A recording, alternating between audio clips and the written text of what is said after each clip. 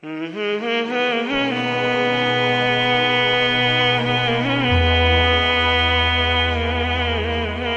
خواطر، صمت خواطر، صمت خواطر.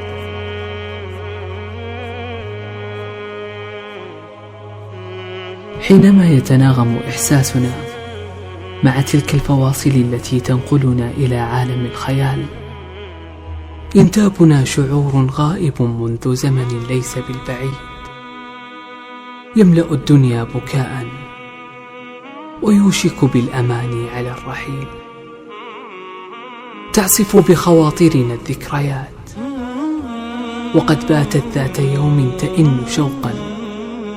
لماض كان ولا زال يسطر حروفا من الأسى والحرمان. نملك قلوبا مفعمة بالوفاء، بالحب، بالعطاء، تحمل بين جنباتها شعورا مرهفا باستطاعته أن يمحو سائر زلات من رست على شواطئهم كل زوارق الحنين إليهم. نفتقد معهم القدرة على الفوز ببراءة وجودنا في حياتهم، وتنهار أمنياتنا في الاقتراب منهم كلما هبت نفحات ذلك الخريف الراحل، وينطفئ بريق شمعة أمل في صدورنا عند محاولة المساس بشخصيتهم السادية المبهمة، لنصل في نهاية الأمر إلى نقطة بائسة اللون رمادية الضوء تعلن سطوتها الشمعدانية الساخنة على أطياف أناس قد تلاشت بسماتهم، ولم يبق لهم في الحياة سوى ذرات من الأمل محكوما عليها بالفناء. وفي ثانية معتمة يجتاحنا لفيف من المشاعر تقطن هناك في سماء ذلك الليل الطويل، تنساب معها لحظات انكسار وصمت إحساس، تصاحبها قصيدة شعرية حزينة تشكو من خيبات بعض البشر،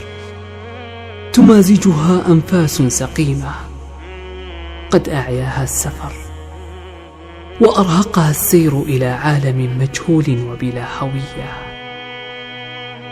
اختفت كل كلمات الشوق من مجلداتنا،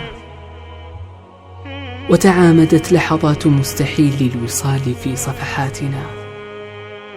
وتوقفت خطواتنا مقيدة بالهزيمة أمام من وهبت لهم مشاعرنا، واستوت لدينا نبرات الصد والخذلان عند من سلبت في طرقاتهم كل معاني البذل والتضحيات. وعلى ضفاف خواطرنا الصامتة والتي كان غاية مرادها قلوبا تبادلها نفس المشاعر، وصلنا معها إلى مشهد انحسار تألقها ووهجها لتلتحم بسرب طريد من الصمت والألم، يهيم به حفيف تساؤلات ووحدة أنامل تسطع من بين ثناياها سلسلة استفهامات نتذكر ونحن سائرون في صخب الحياة مع كوكبة من شرود ذهن وانفصام قلب،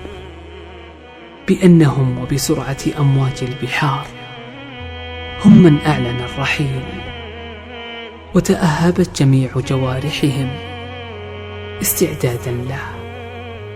وانتهينا معهم من حيث بدأنا من حلقة وصل كانت بيننا، لتمضي وفي طرفة عين أحداث ذلك المسلسل الهزلي والذي كان يخفي وراء كواليسه الكثير من المعاناة، وما لبثت أن تحولت على إثره كل مراحل عواطفنا إلى قوالب أحاسيس مجمدة وخواطر متبلورة قد أشعلت نار التمرد في غياهب أعماقنا، لتبوح وبصوت واحد يعانقه الألم ومن كل زواياه الضيقة، كفى لجروح متوالية لن تشفى ولن تعود كما كانت. سنبدأ الحياة من جديد،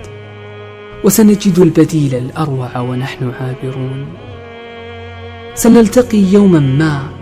بمن يثمن مشاعرنا ويجعل منها حبا أسطوريا تهتز له كل عروش السلاطنة،